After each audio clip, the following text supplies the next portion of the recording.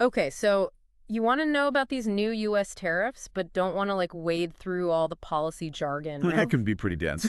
Well, you're in the right place. Exactly. We're going to cut straight to it in this deep dive into all those U.S. tariff policies enacted as of April 5th, 2025, Right.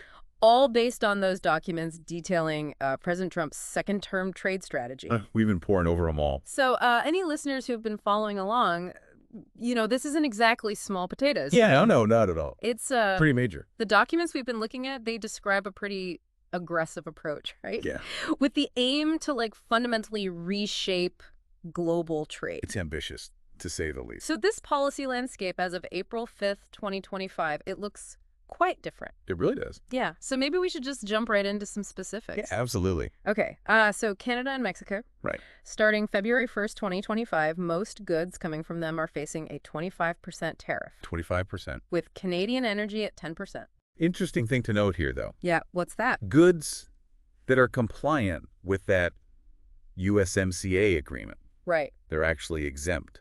So it's targeted. It shows it's not just a blanket, penalty on all our neighbors. Right, exactly. Okay, and then of course we have to talk about China. Of course. This is where things get pretty intense. Yeah. I mean, tariffs on Chinese imports, they didn't just start high, they climbed They climbed a lot. from 10% all the way to 54%. By April 9th, 2025. Ooh. Yeah, it's covering pretty much everything coming in. And this really ratchets up, existing tensions. It does. It really does. But zooming out even further, this isn't just about, specific countries. Right. There's now like a 10% baseline tariff Baseline, yeah. on imports from almost all countries. Nearly every country, yeah. And then on top of that, we see reciprocal tariffs Right. ranging from 20% to 49%. On over 60 countries. Wow. And that's directly linked to the tariffs those countries impose on U.S. exports. So it's like a tit for tat. Basically, yeah. Wow. Global scale tit for tat. Yeah. Okay.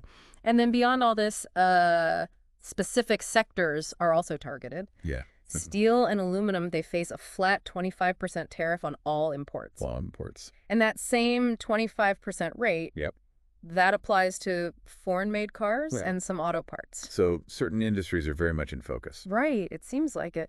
So the motivations behind all these moves, the documents, they lay some of it out, They do. and national security, that seems to be a significant driver, right? It's a big one, yeah. Framed in the context of, like, illegal immigration and drug trafficking. Yeah. Even using, like, national emergencies as justification for some of these measures. Yeah. It's a broad use of national security, for sure. It does seem broad. And the documents also really emphasize, addressing trade imbalances, Yeah. aiming to reduce the U.S. trade deficit, Right. particularly with those countries that have those higher tariffs. Right. On U.S. goods, exactly. And we should probably also note, that economic protectionism angle, right? That's definitely at play here. Now, but- the goal is to really increase that cost of those foreign goods. Right. To make the domestically produced alternatives more attractive. Yeah, and ultimately, like, boost U.S. manufacturing. Exactly. And it also allows the administration to say that they're fulfilling those campaign promises to American workers. Right.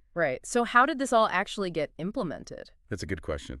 It wasn't like a big vote in Congress, was it? No, it wasn't. Okay. This was largely through the use of those executive powers Right. that are granted by existing trade laws, Okay. which gives the president significant authority in these areas. So the rollout was incremental then, It was, yeah. with announcements and effective dates kind of determined as they went? Pretty much, yeah, through executive orders and Commerce Department directives. Okay, so what were some of those expected impacts that they laid out in these documents? Yeah. What should people be aware of? Economically, they anticipated an increase in those consumer prices, Right. potentially even inflation. Affecting everyone's spending. Right. And a slowdown in that overall GDP growth. Okay. Globally, the risk of counter tariffs from allies was Yep. a big concern, Yeah. raising the possibility of a much broader trade war. And then in the markets. Yeah, reports of stock market declines Yeah. linked to those fears of recession. So a lot of interconnected consequences. Absolutely. What about politically? Well, the sources indicated a lot of varied reactions within the president's party Okay. and pretty clear opposition from the Democrats. Right. But the specifics of all that weren't really a primary focus of these documents. Okay, so to bring it all together then. Yeah. This deep dive has revealed a substantial and really far-reaching implementation of all these tariffs It really has. with specific rates, Right. targeted countries and sectors, Exactly. driven by those stated goals, around national security, trade balances, Right. and that domestic industry protection. Yeah. But as we've heard, these actions, they carry those potential economic and global risks. Absolutely, they do. And it marks, a really significant departure. Huge departure, really. Yeah, from decades of free trade principles. Yeah. With that stated aim of strengthening U.S. industry and security. Right. However, the ultimate impact of all this, Yeah. it remains to be seen. It does. It'll depend on future negotiations, and how adaptable the U.S. economy really is. Exactly. So I guess just one final thought for everyone listening out there. Thinking about this interconnected global economy, Right.